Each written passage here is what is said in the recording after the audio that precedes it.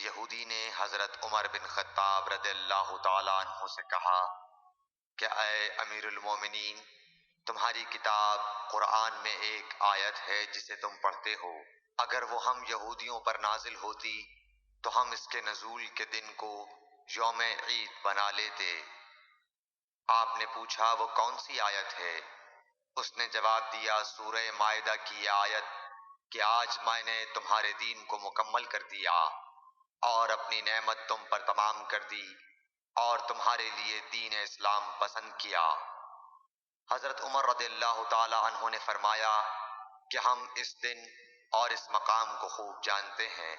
جب یہ آیت رسول اللہ صلی اللہ علیہ وسلم پر نازل ہوئی، اس وقت آپ صلی اللہ علیہ وسلم عرفات میں جمعے کے دن کھڑے ہوئے تھے۔ صحیح بخاری حدیث نمبر 45۔